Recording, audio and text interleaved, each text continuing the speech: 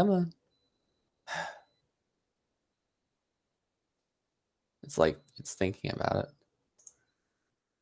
Come on, Google Meet.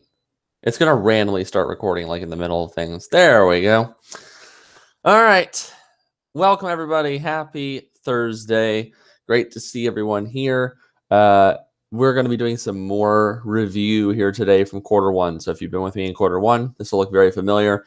Today's all about solving systems of equations.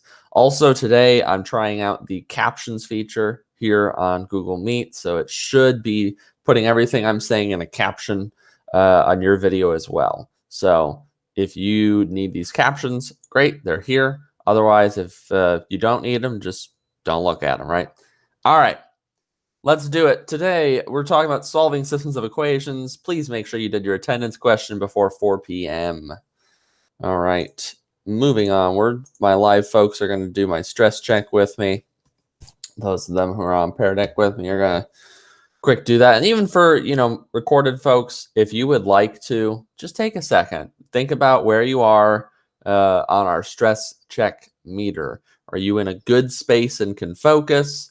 Are you something bothering you? Or are you really, really stressed and it's hard to handle things right now?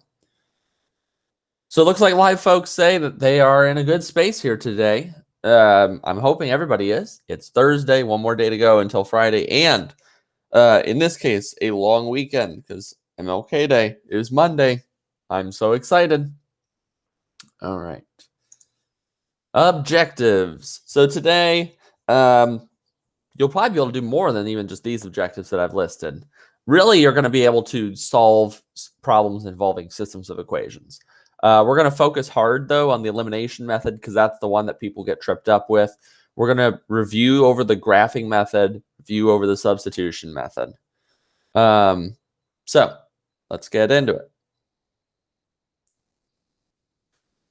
All right, a systems of equations looks like two or more equations that use similar variables, right? So we have 2, 3, 4 equations that have x's, y's, z's usually. Or two or more lines graphed on the same coordinate plane. That's where solving by graphing comes in. Finding the answer to a system means we're looking for the mystery values of either x and y, or x, y, and z, or whatever letters we're working with that will make each equation true. Okay, the easiest way to do this is graphing. I personally would say go on Desmos and do this. It's super easy. Whatever two equations you're given, type them in. You're looking for where the equations intersect with each other. Usually Desmos will label that point for you. Copy down whatever numbers are shown. Okay, that's going to be the answer if you graph. I recommend using this method whenever possible here because it is the easiest. 3 types of solutions. If you guys remember, when you solve systems, you're either going to have one solution if the lines intersect, no solutions if the lines don't intersect, that's parallel lines, and if the lines are on top of each other or if they're the exact same line, then there's an infinite number of solutions because you could pick any point on that line and it will work for both equations. All right. So a step up from solving by graphing is going to be solving through substitution. Again, you guys have worked with this. So when we solve by substitution, I have some steps here for you. Basically, if you need to pause here, recorded folks, to read these steps, you're welcome to. Basically, the idea here is that you're going to have 2 or more equations, right? Hopefully just 2 for us. And you're going to choose one of the equations in the system and solve it for either x or y. This method works best when one of the equations kind of already is like that. So let's say I had 3x equals 6y plus 9. All right, that equation is already pretty much in the form of, x equals. So it's easier to change those types of equations. So using that equation, once you get it to be either x equals or y equals, you're going to go to your other equation and substitute. So if I know x equals, I don't know, let's say y plus 1, then I go to my other equation, and wherever I see an x, I can replace it with y plus 1 in parentheses, and then solve from there. Right, and that's what 3 says. Solve for the variable, and then use the number you found from the substitution method. So let's say you substitute, you find the value of x, then you can go backwards and solve for y. All right. So again, we've done this before. Here's what I want you to do. I just want you to try and solve this thing here, just to kind of warm yourself up. So if you want to, go ahead. You can use Desmos. Hop on Desmos, graph both these equations, see where they intersect. Otherwise, if you feel like maybe you remember that substitution method a little bit better, if you want to try the substitution method, you can. Otherwise, like I said, if you can use Desmos, I would use Desmos whenever possible here. So my live folks who are on Pear Deck, they're doing that right now. Hold on one moment. I need to pop the link in here because we had a couple folks here who joined us after. If they want to join us on our Pear Deck. All right. Let's see here. I'm going to go ahead. I'm going to go on Desmos really quick for our recorded folks. I'm going to go ahead and graph this and show you what it's supposed to look like. And then I'll just check in with my live folks on Pear Deck to see if we've gotten the answer as well. All right. Let's see here. Oh, interesting.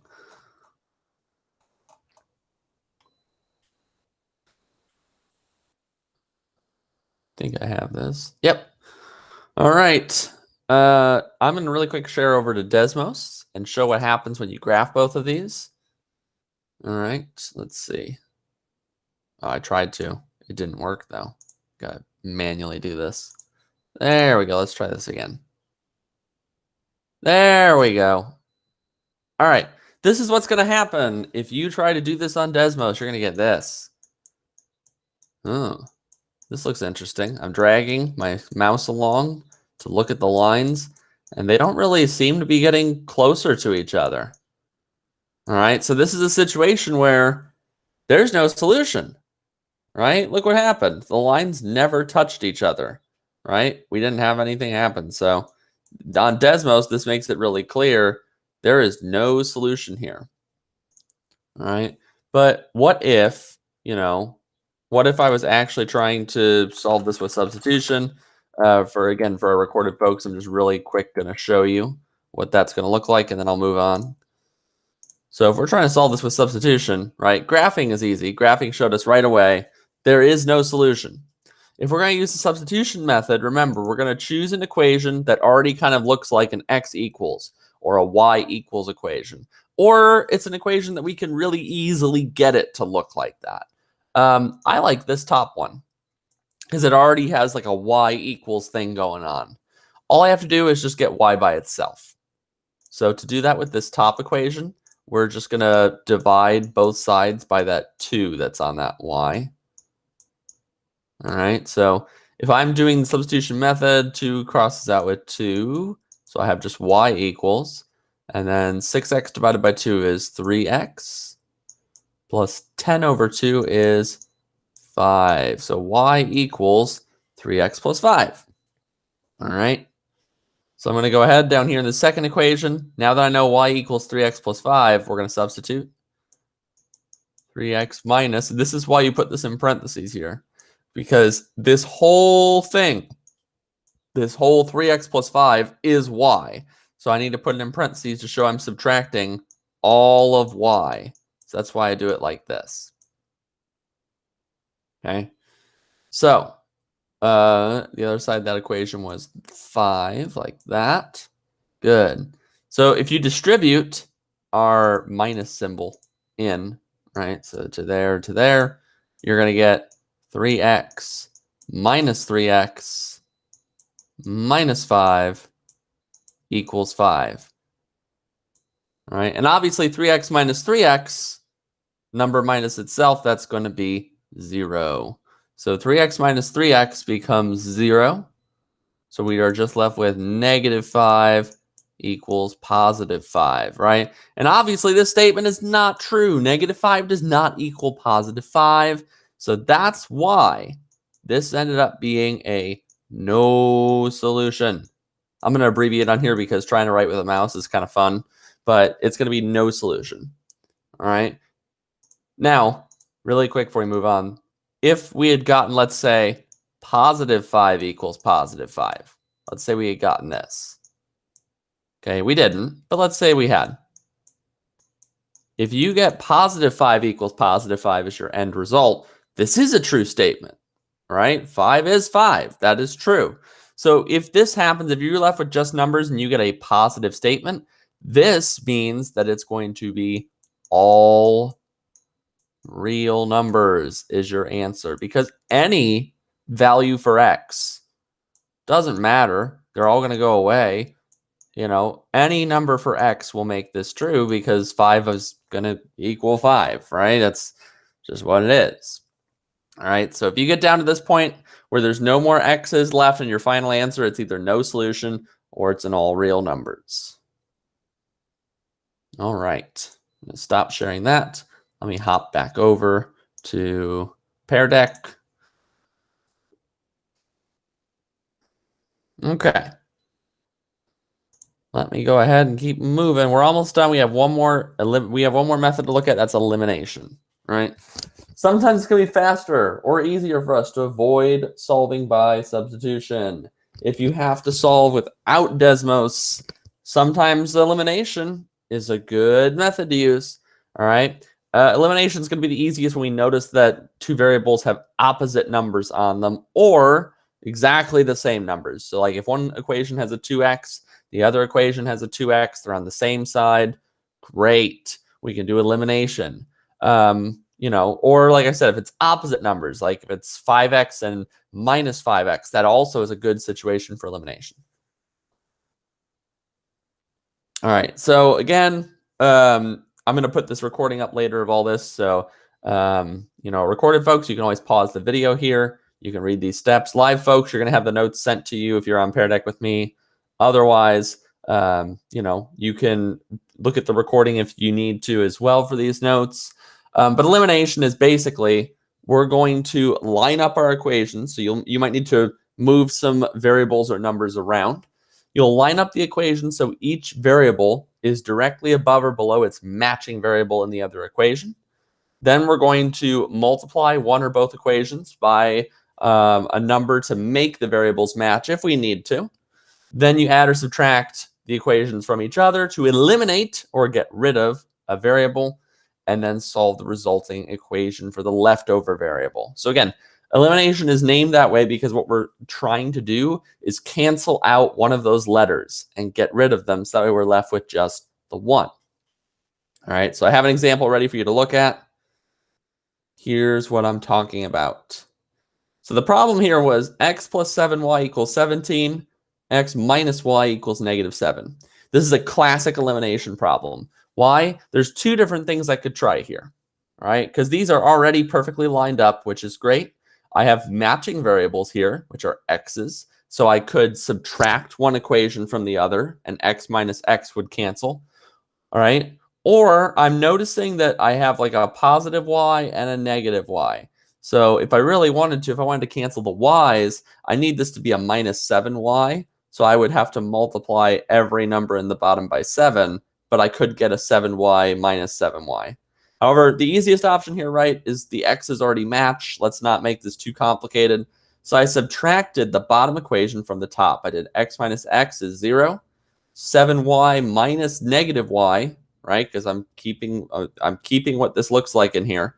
7y minus -y is 8y, and then 17 minus -7 is 24. From there, I got y. And then I went back to my original equation, plugged in 3 for y, and solved for x. All right, so that's how elimination is going to work. You're going to want to eliminate a variable. If they're already lined up and matching, easy. Okay, now if they're not lined up and matching, like this example here, this one looks a lot crazier. What you have to do is either add or subtract variables or letters or numbers to different sides to make that happen. So in this example, what I did was I wanted my bottom equation to look like my top one. So I subtracted 2x from both sides. That's why I changed it from this to this version over here with minus 2x plus 7y equals 8. All right, and then once they're lined up, none of these matched. So I had to think about how could I change numbers to be matching, right? I don't really know how to make 6y and 7y match up together. That one was kind of tough. But 5 and 2, I know that a common multiple of 5 and 2 is 10. So that's why you'll notice I multiplied every number in the top equation by 2. I multiplied every number in the bottom equation by 5. So that made it so I had 10 x's both top and bottom. Since they're opposite symbols, I had to add both equations together to make them cancel. But then I got 23y equals 46, got a number for y. And then I could go back, and you could use any equation you want. You could use the original equations. You could use this modified version. You can plug in that y equals 2 to whatever equation you had before. So that makes it very easy to eliminate and solve. Okay, so again, here's what I'm going to want you to do. I'm going to have one more example for us. I want you to go on Desmos. Remember, it's desmos.com, desmos.com. And then plug in both of these equations on there and see what the solution is. And if you're really adventurous, you want to try the elimination method on your own here as well, go for it, and you can use Desmos to check yourself. So here's our final example problem of today. All right, here's a crazy looking system. See if you can solve it using elimination. So again, if you want to, go on Desmos because you're going to have that tool available to you. I'd love for you to get used to using it. Remember, the solution, the coordinate where the lines intersect is your solution. The x value is the x value in our solution. The y value is the y value in our solution. Otherwise, if you want to try with elimination, I highly recommend, I think that y would be the variable to eliminate. So go ahead, live folks, take a second, go on Desmos, punch both of these in, see if you can get an answer. Or if you want to try elimination and just see if it lines up, that's fine. Recorded folks, those of you who are on my recording watching this, like I said, Desmos I highly recommend using. It is good to know how to do this with elimination, though. It's good to practice that because what's going to happen is sometimes you might not have access to Desmos. You might not have access to a calculator because either it's state testing or maybe your calculator had an issue or the internet's not quite working. So it is a good idea to kind of have a method ready to do this by hand with. And like I said, I mean, you can use substitution, elimination, or graphing. They'll all get you there, but sometimes some of these methods might be easier to us than others. All right, so pick the method that's going to be easiest and then have a backup method. Like if you do graphing, keep in mind there might be some questions where Desmos is not going to be allowed, so you won't be able to use it. So you want to have either substitution or elimination kind of in your back pocket ready to use. Okay, let me go ahead. I'm going to pop this into my Desmos over here. But I'm getting some answers from live folks, which is great. And let's see if I get the same answer as some of my live folks. We're going to try this. Every time I've hit share this tab instead, it's not worked. Come on. Yep. This recording doesn't like me today. Here we go. All right, if you did this on Desmos, here's what you should have gotten. These lines are clearly intersecting. Desmos is going to mark that point of intersection for you, so I'm going to kind of zoom in at it. It's right here. I'm going to click it, and there we go. There's the coordinate of our answer. If I ask you what is the x and y, remember, in coordinate pairs, the first number is the x, so x would be -9, and then y would be -1.667. All right, or if you did this by hand, you might get that's -1 2/3. Desmos just rounds it off. All right. Let me go ahead, reshare the Pear Deck. We're almost done. Look at this. Fast session today. I tried to be fast today. Live folks, if you have questions afterwards, you are more than welcome to hang around. I'll turn off the recording and you guys can ask me all the questions you want. Okay, like I said, elimination is just a tool. All right, substitution is a tool. Graphing is a tool. It all depends on what you like. All right, so make sure you can explain at least 2 of our 3 methods. So graphing, that's a great one to use. Otherwise, I would know at least one of the elimination and substitution ones. Elimination will work for everything. It takes a little bit longer. Substitution won't work for everything, but it is for the things it works for. Very, very simple to use. All right, so that's what I would tell you here. Homework, you have obviously a Google form on Classroom. Make sure you turn it in by next class to receive credit for that. Remember, we have Monday off because it's MLK Day. So I won't see you on Monday. So make sure you have it turned in by, I think I actually made ours due. I think ours is due on Monday is what it is. But I might change that. Maybe I'll push it out to Tuesday and give you a little bit more time. All right. Keep posted for that, recorded folks. Keep posted for that. All right. I'm just going to put this last thing up for my live folks who are on the Pear Deck lesson with me to let me know how they thought this lesson was. Otherwise, recorded folks, if you did this, you know, it's great to have you on. Make sure you fill out the Missed Live lesson form, and I will see all our recorded folks hopefully next lesson. I'm going to end the recording here for recorded folks. Live folks, if you want to ask me some questions, give me a quick second. I'll let you know when the recording's off.